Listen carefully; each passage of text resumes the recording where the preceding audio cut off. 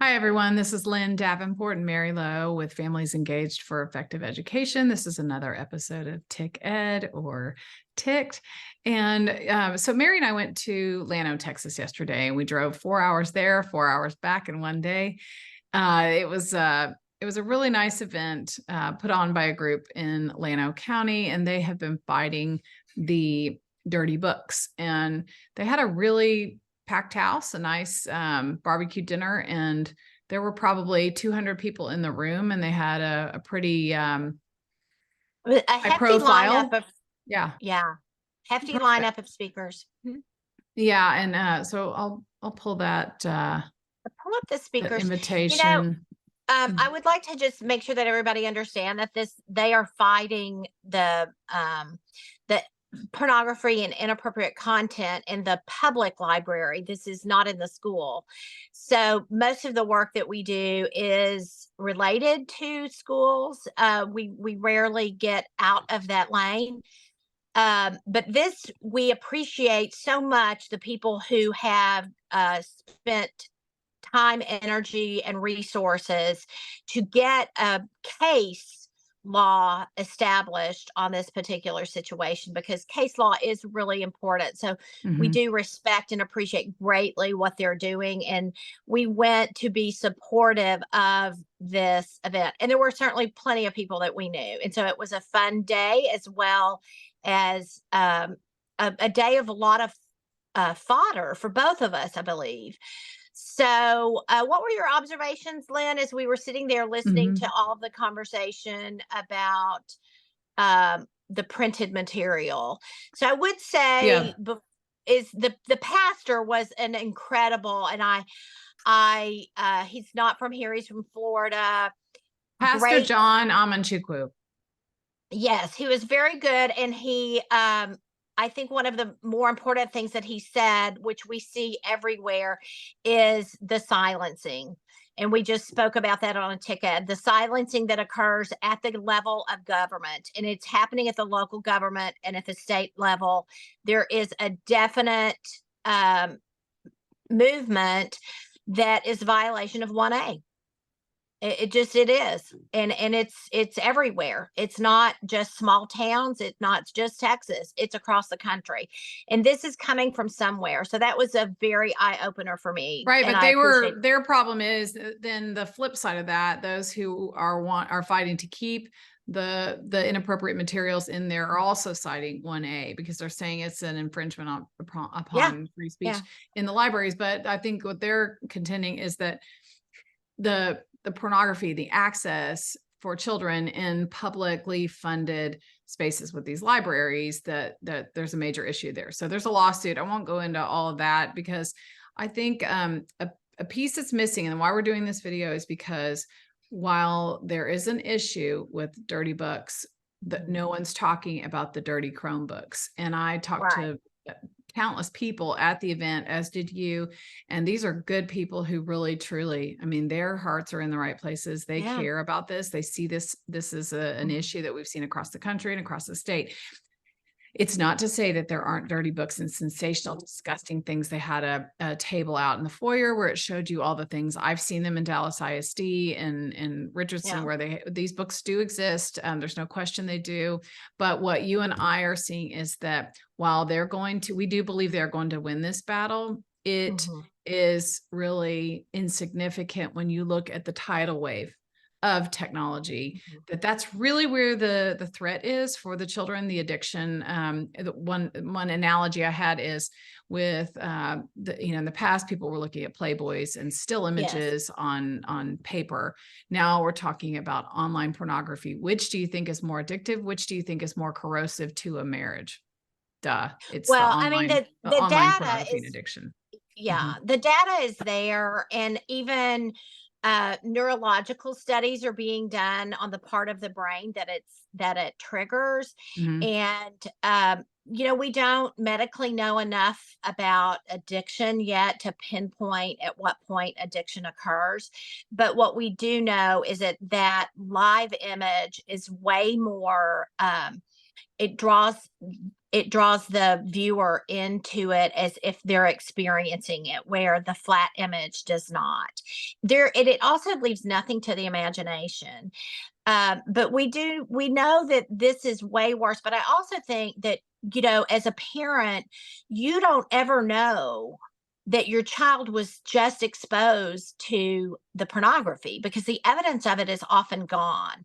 Right, because And you can you're see a book that they check out. You can, I mean, and right. we know that they can hide things, but in general, if they're on devices and the school issued device, which is, they could be on the screens for 4+ hours a day, given the minimum that was Mhm. required under House Bill 1605, which was an ed tech vendor bill for Amplify. Right. So Mhm. while all these good-natured and well-intended efforts to get the kids off of it, to not have the pornographic materials in front of them, the books are not the issue. There are no libraries in the future, and the libraries in our district, they're called media centers, and we don't have Yes. librarians in a lot of the schools in Dallas ISD.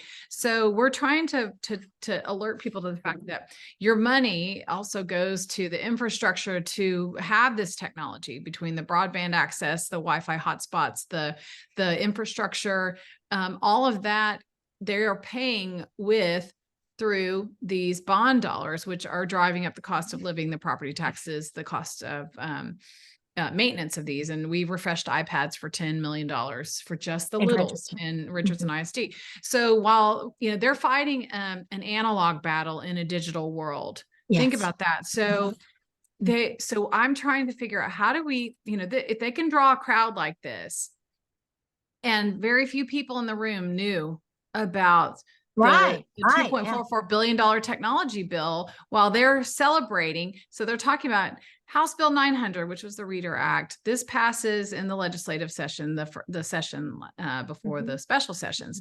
So the Reader Act comes in and everyone's celebrating. Yay, we got those dirty books out of there. And you and I are in the other sessions, in the other hearings going, Yeah. hello, but no one's paying attention to this, No. except for the 60 lobbyists who would benefit from the $2.44 billion from that bill. What do you have to say about that? And I'm going to share a screen. Well, I mean, again, Lynn, I think the issue is what we just came off of, a story that had sex attached to it, and sex sells. And so we talk about technology and people don't respond. But if the topic of the technology is attached to sexuality, then everybody gets in an uproar. And it's a deception. It's just a flat out deception. And until people wake up to understand what the real boogeyman is, that is destroying our kids and creating anger. One of the isolation. There's so much. One of the moments that was very, and I had seen it before and I'd just forgotten about it, was they played an interview with Ted Bundy. And I actually was in the same town the day that he was arrested on business. And I remember it was super weird to be there, and he was arrested. And so that was a real pivotal day. But I didn't really understand who he was and what all he had done. Sure. And then when I saw this interview, it was super convicting that we have to get to the real issue, because he was talking about the pornography that he was seeing in his story. And I would encourage people to just go Google it, Ted Bundy's last interview, and watch it. And he talks about how he was exposed to violent acts through these this underworld type of behavior, and this act of concealing and not being able to be open. And I believe that is what's driving the mental health and the increase in suicide and the violence, is that the kids are seeing stuff that we have no idea, and they're being exposed to things on video that is so lifelike that they're not really able to separate themselves from it. And I would say that's the intent, as we see, why are they putting kids in school in the metaverse with avatars? Right, because we know that they're doing that in Dallas ISD, and they're trying to scale this statewide. So while we're the people who care the most, that was the thing that I think was, that I was so disturbed by is the people who care the most. These are good people who love the Lord Yeah. and they love Yeah. children, right? Mhm, I mean, that mhm. we could all agree in that room. I think every single person in that room was bowing their heads in prayer. You wouldn't go to an event like that if you didn't care about kids. Yeah. So I'm looking at that and thinking the people who care the most are talking about the least important thing. And that doesn't mean it's not important. I'm just saying in the continuum, if you're talking about what is the greatest threat versus the least threat, it's Mhm. not a threat. We do not want children to have access to nasty books. So I do think that there's a role where people have to be putting pressure on that. I'd like to be able to do it at the same time. I would like to be able to say at the same time, because they're fighting the same libraries that also have inappropriate content for children through technology. So think about that. But there was not one time in 4 hours that we were at this event, not one time did they mention technology except for No. in the 4th hour, and somebody was talking about it unrelated to ed tech. So if we could get the same level of engagement and outrage, just complete outrage, Mhm. then think about how we could influence Texas. And if you look at the power brokers who were in that room, and I want to go over Yes. this while we're Mhm. Yeah. because you let's see, it's Well, on I okay. also want to say that, you were talking about Yeah. no But wait, one talked before about it. yeah. So wait, So let's no go one, over who these people are. So this is Luke Macias. So he has yes. his own podcast. Who's he with? He works for Scorecard or Pale Horse, and as a matter of fact, Pale Horse, which is the big super PAC out of the oil So the big industry. oil guys fund him, Uh-huh. and he's Yeah. he's And he's a been promoted to president because of this debacle with Stickland, with Jonathan Stickland. So he now serves as president of Pale Horse Super PAC, mhm. and he has his own podcast with Scorecard. Yes, and And he's on the wrong side. He's pro school choice, which we won't get into that. I really appreciated that this event did not cram school yes, choice and letting the yes, money follow the child with, of course, you and right, I know that strings. They did not right. cram that down our throats. They kept it to the issue of the inappropriate books and the Right. content and protecting So, and children. Yeah, I like next that. next is a guy named Brady Gray, and he's from Parker County. He just won he is now the chairman of Parker County Republicans. And I can't remember the name of the organization. I have his business card. Can you remember the name of his organization? I think It it was says like on it. Texas. No, I don't know. They all have the Well, same anyway, names. what Like they he all fought, Texas Freedom, Texas Liberty, Texas Value. Like they all sound the same. I yeah, no, can't get them straight. I'll pull it out in a second. Okay. He fought against and did not get his bill through, but he put up a battle and went after basically Denton County Yeah. and for having the drag queen shows and wants to make it illegal for children to come to drag queen shows. Well, I have an opinion about that. We don't have to go there. I think That's that's a parenting that's a issue. parenting And issue. I yeah, totally agree. And it's a um, distraction. I think it's meant to be sensational to distract us. That's right. actually it's Yeah. disgusting. They shouldn't do it on any kind of, public dime. But yeah, I mean it's And it's then, it's gross. but again, I agree. I would agree with him that it I needs to totally be agree. relegated like strip clubs to the outer city limits so that Mhm. they're not integrated into neighborhoods and stuff like that. I agree with that, but that's not exactly what they're trying to do. So again, it's Yeah. that, we have a It's a good bill and then still, polarizing thing yeah, that is meant to drive a yeah, further drive a wedge, and we take the bait. right. Okay, then we have And then we have Mary. Yeah, go ahead. Mary Elizabeth Castle, who is the lobbyist for Texas Values, which is a Jonathan Signs organization. Jonathan's brother works for the governor, and they really Really? just, yeah, they really just Ugh. do the governor's bidding mostly. But it's a Does Christian she know that? organization. I don't know if she does or not. I'm sure she does. We run into Mary her all Liz, the time. I just have yeah, never she's talked to her. lovely, Yeah, very she is. lovely. Really appreciate her. Mhm. And she is she has a pure heart, and she wants Yeah. what's best for children. So they were there because they're Christian alignment. And then we have Christin Bentley, who's SREC, and she That's the basically was state the Republican driver. executive. Wait, state Republican executive committee is the SREC. So go ahead. Yeah. And she has been the driver of the Dirty Book story. And she has done an excellent job of making it front and center. I predict that she is going to soon run for some office. She's good at articulating in a way that makes you want to support whatever she says. And Yeah, and she's a former teacher, and so she understands a lot of speech the therapist. Yeah. speech therapist. And so when we met with Mike Morath and in Senator Bob Hall's office, she was instrumental. I mean, we were all really throwing some truth bombs at him.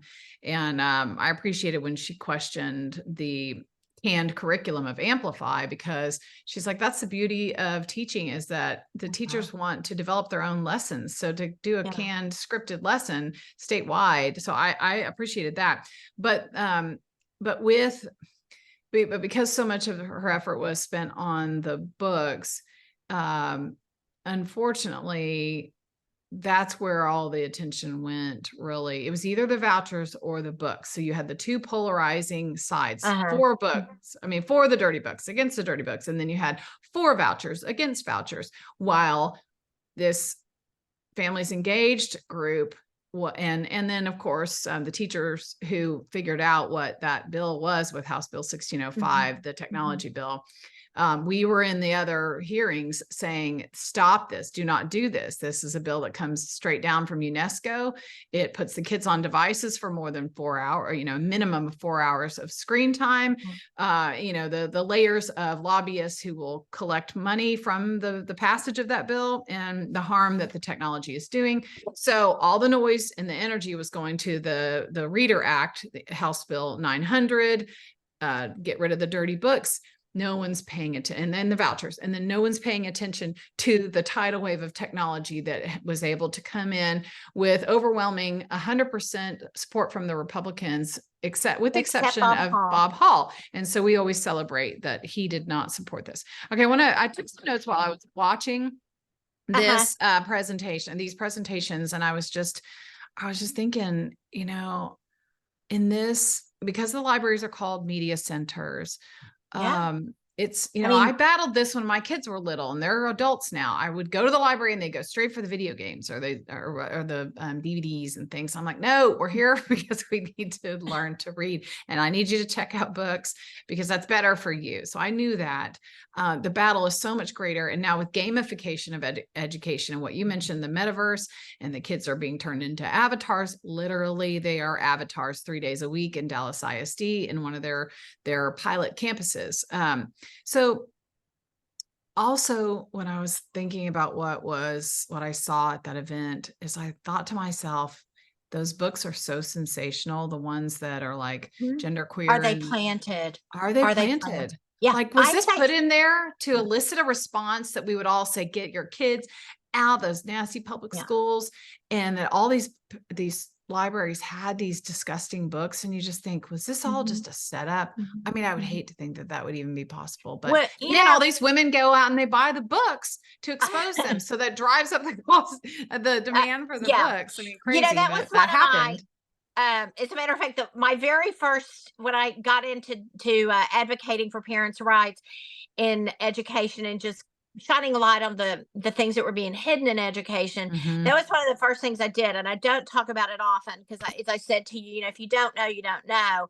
But I had a list of books that had come from a national organization of all of these books that should be withdrawn from the library.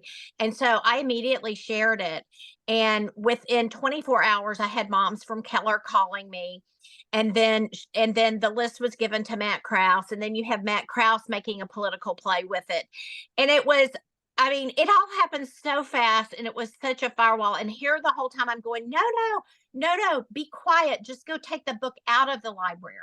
don't call attention to it because, people are going to run and flock to it. Just go take the book out and don't return it, because Yeah. you're going to get the challenge is going to happen. This is what they want. And then they even painted a picture of people for being book burners, and it's created this Right. whole chasm of Right. left, which we talk about all the time, this dialectic that goes on. And sure enough, that's where we are. And that's why the books are taking all of the oxygen out of the room. Meanwhile, they're fundraising off of the vouchers, and they're Right, issuing because 2.44 million. using the Yes. books to push the vouchers. And oftentimes the people who decide to homeschool, they defer to the technology because They it's so do. easy to Yeah. do, and they'll do Yeah. a canned curriculum. It's no better than the junk that they're having in the schools. Now, obviously there's other things that they would be avoiding, and we're perfectly fine with. I mean, first and foremost, we want parents to protect their kids. That means pull them out of the public schools. I mean, if they're not safe, pull Right. them out Yeah. and do whatever you can. And So we what else did you certainly can. see yesterday? Well, I just, I thought about that being a means a tool to then push the school choice vouchers. And you and I know that there are the strings, and so we're not for that. The cost of technology, gamification of education, and just the fact that the same people who are talking about the dirty books and the vouchers, or they tend to fall in a similar camp, is that they don't, and they're also talking about property tax relief. Well, we're never going to have property tax relief if we don't eliminate this expensive and wasteful technology, which has to be refreshed, every couple of years. And then the data mining and the data collected on the children, and all of that going on with the longitudinal data that's being collected on them. No one's talking about that. Technocracy just in general. Why would the governor appoint a technocrat and a software entrepreneur to this highest point in the Texas Education Agency, which is the commissioner? That's an Abbott appointment.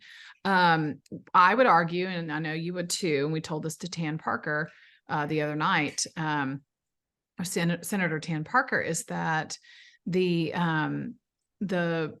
time that we spend on pushing school choice for 30 years keeps us from addressing all of these other major issues at the legislature and all the top priorities in the Republican Party. So I mean, not just education priorities. Oh, no, you can list all the, right, border, everything.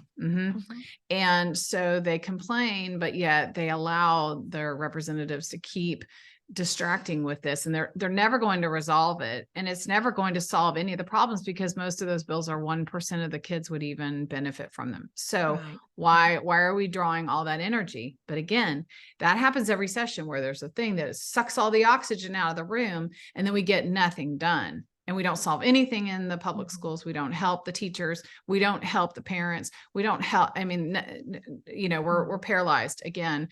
There were other speakers that I'll cover just quickly. I know Rick Green is a big proponent of vouchers. He was there. Yes, but he has previously not been pro voucher, and I found it very interesting. He didn't belabor that while I was there, actually. Not at all, but which I appreciated. This is a close-up. He didn't even bring it up. We did, but he's starting a school, the Patriot Academy, and I can't help but wonder, how is it that he's starting a school and at the same time now he's pro voucher where he hadn't been before? I mean, the coincidences are often so overwhelming. Well, and he gave me, so we got those on the tables with the Patriot Academy, and said that we should take it. And I'm gonna take the class. And I don't know, maybe you'll do it with me, but they're free. And okay. And then Matt Rinaldi, he is the head of the Republican Party for Texas. For Texas, yes. And so, what do you want to say about him? Well, I mean, it's double talk. I don't understand. He says what he needs to say for the grassroots, and for those who want to take back, you know, the government and not have the government run so tyrannically. But then on the other hand, he won't be honest about Abbott or Patrick. And he says, you know, we have great Right. leadership in Texas. And that's And not we don't true. have great, that it's No, it's just not not. true. It's And just as not long true. as the leader of the party is not, but he has to do that, because if he doesn't, then he loses his job, or then Mhm. he doesn't have access to the governor. And so, Mhm. you know, and it was an issue at this last convention. The governor wasn't going to come. You know, he was mad at the party. And Wow. so he wasn't going to come, and he wasn't going to donate to the convention. And at the last minute, he came, but really only because Don Huffines was throwing a big party. And so he had to make sure that he had a presence. So the governor showed up, but the governor was going to punish the party. And Yeah. so, you know, at the end of the day, the Oh, and he grassroots is, celebrated Dan Patrick, and yes, we can't celebrate really. And he hasn't no, accomplished anything either. the other, he Oh, was and he said throwing he the was, house. he said, no, he said that, you know, this is what they're doing now because they know the grassroots is pushing up and they're not buying the stuff that they're selling. He's now Uh, acting like the establishment, it doesn't like it, and that he's the grassroots and he's not establishment, which I thought was interesting because I actually think of him exactly. as being establishment Yeah. based on the leadership. Yeah. And he thinks he's trying to spin the narrative as though he is grassroots. And I'm Well, just and not I seeing think it that. was funny that he threw out some names of people who ran on the grassroots platform and got elected as grassroots. But the minute they went to Austin, they were no longer grassroots. And what he didn't realize that he was throwing their name out, and I'll throw their name out, Nate Schatzline and Brian Oh, right. Harrison. And Right. he's like, oh, like we have all these great new, you know, Brian Right. Harrison, and Mhm. no, they are not even listening to their constituents. They are doing the marching orders of the governor, period, end of sentence. Right, because And there you and I mean they were on the right side of the Paxton thing, but they win favor when they mhm, fall in line yeah, like that. And the other yeah, thing, so like right now, Harrison is looking like the hero with this medical freedom stuff. But if you read the fine print, it's just like school choice. You read the fine print, but this it thing was can not grow. his bill that was passed. His bill, he couldn't move his bill through the House. It was not his bill that actually got engrossed. And at the end of the day, with medical freedom, I mean, Mhm. he should have been pitching a fit that the language needed to be changed from COVID-19 to say any vaccine, because all they have to do is change COVID-19, the The shot name. that, you know, there's all the issues surrounding that. Is it causing death? Is it causing early heart issues? I mean, we don't know the truth, because the truth is hard to Yeah, find. don't say that word or else the recording, we won't be able to post this. Oh, Yeah. okay. Well, Okay. but they'll just change the name of it. Instead of it being Yeah. C-19, it'll be C-30, and the bill has no relevance. And he And worked. And that's he was what, in the Trump. Remember when we went to his office? They had he was, you uh-huh. know, they always have all the tchotchkes in the office and the pictures of showing them with all these powerful people. But it's him. You know, he worked for Fauci. Let's be honest. He worked in the Yeah, Health and Human he Services, did. Yeah. in the White House. The pictures of him in the White House meeting with Trump and Fauci and all of them, and so now he's portraying himself as being on the right side of things. You don't get hired at that level if you're on the right side of things, is all I have to say. Okay, Right. so he's tweeting like a storm. What a defender of liberty he is. Yes, But but he anyway, we doesn't we vote got like fun. that. So, No. yeah, the little And tangent he's a there's spender. He's a spender. They're all spenders because they're voting in favor of these these omnibus bills that are spending bills, omnibus spending bills, as I think it was Brandon Waltons said, omnibus spending bills. So these people are spenders. If they're voting in favor of it, they're not for property tax relief. They're not for limited government. They're for spending and growing government, which you and I have, we presented the evidence on that. Okay, so the last thing, I think is that just that the room was filled with mostly older. I would say it was an over 70 crowd, and Llano County is beautiful, beautiful area. I had not spent much time there. I was thinking about the people in the room, and if I had asked them, and I did ask some of them, is your kids and your grandkids, Do you see the issues with them always on their devices? Especially the grandkids on their phones and apps and video games and all those things. Yes, they see it's a huge issue, and it's a huge issue, technology, just in our, the security of our elections, because they can, do things that compromise the integrity of those elections. And so technology is a huge issue that we're not really addressing, but most importantly, our kids. And if the schools are where they spend most of their time and they're on those devices and we pay for them, where's the fruit in that? We don't have, and we can show the evidence that reading and all of the issues with where they are on grade level, not on grade level, you can directly tie that, much of that, to the technology and how they're teaching. Anything else? Well, and I would say the greatest risk of our children being sexualized is from the computer. I know that when I was, when I was parenting, I was super naive about what was popping up and what was, without my child soliciting anything, what was coming before his eyes. And you can't unsee that. And so, no, because it's like a Rolodex in the brain and it never leaves. You can see it forever. Right. Doesn't leave.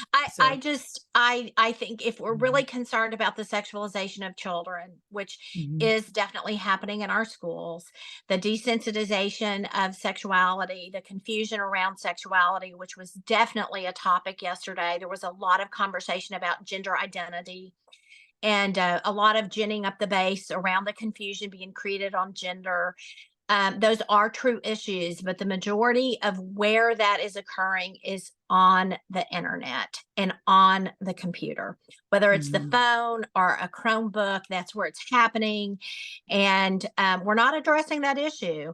So as we said, they will win the book issue because there will be no books.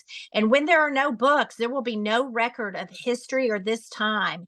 And anything that's done on the internet or in a database that we access can be corrupted and can be altered. It is not. Yes, and that was the issue with House Bill 1605, is that it was dynamic, and these open education resources, which came in, that was mentioned 65 times in the bill, that was the UNESCO directed term, is that they can be changed or modified at any time. As Pam Little, our SBOE representative who went before and spoke against the bill, she pointed out they can change it anytime. So a book is something that is set in stone. They can't modify that.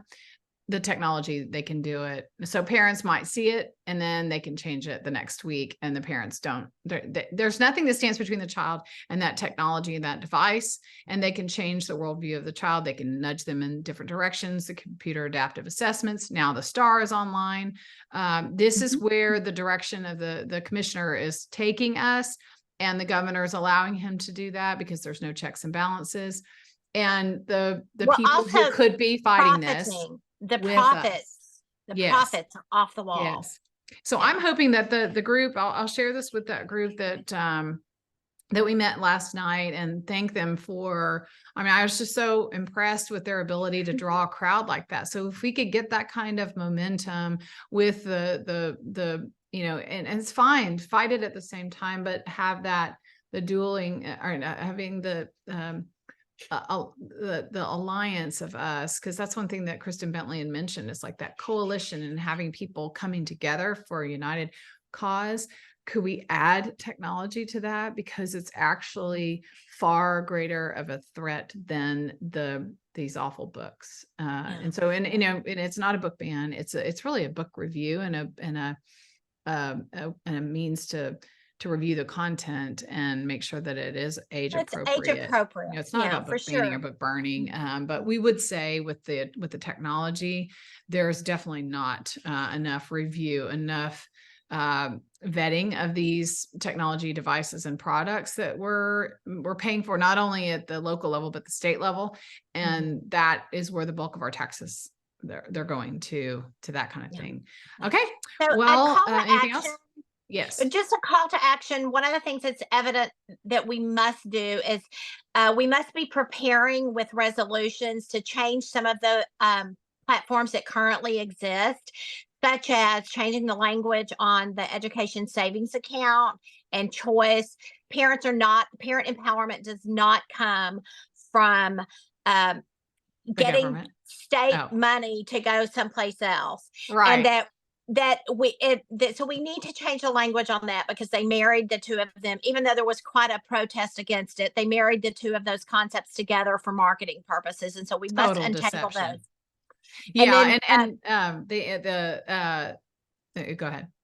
well, and we must also continue to focus on restoring officials into positions that are elected and not appointed. Whereas, Mhm. so in other words, we are not in favor of the appointment being given to the governor or the commissioner to what it was to Gilmore, which it was voted.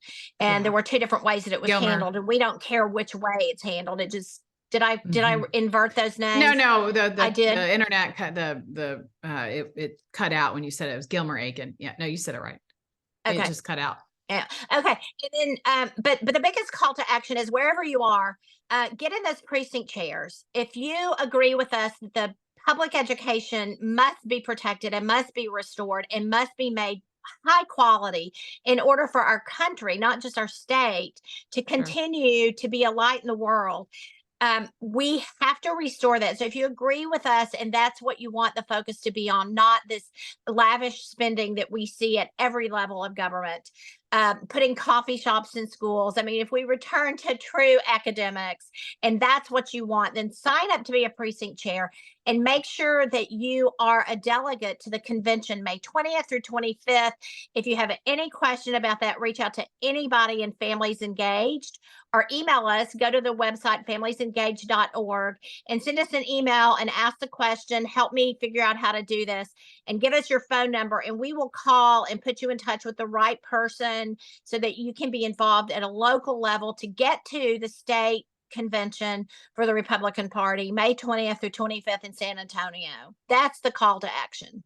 Okay, great. And I just want to give a shout out to those that we met. I'm going to send this video to some of the contacts we met there. Was really excited to meet some of the Yes. activists that were there, because Uh-huh. they were really like in Horseshoe Bay and some of those towns all around there, Fredericksburg. But people came from all around to that event. So They I will did. be I'll be reaching out to them, because we really do need to build the coalition of allies who want to know what the kids are learning, how they're learning, you know, who's profiting off that, and what we can do now, like fast. We've got to do this quickly, because it really is a major threat to our kids and their teachers. It's not just the It kids, was but the great to teachers. see Debbie Simmons and Carol Iola there also. Yeah, They I'll have have been in the to. fight for over 10 years to stop the sexualization of children. So kudos to Yes, them. And if that's not encouragement for people they who were are doing just it getting before in, it was before it cool. was the hot So topic. Yeah. Yeah. yeah, they've They been doing it were. a long time. So yeah, it was Yeah. good to see So, them. yeah, it was. Okay. All right. All right. Thanks. All right. Bye. See y'all. Bye.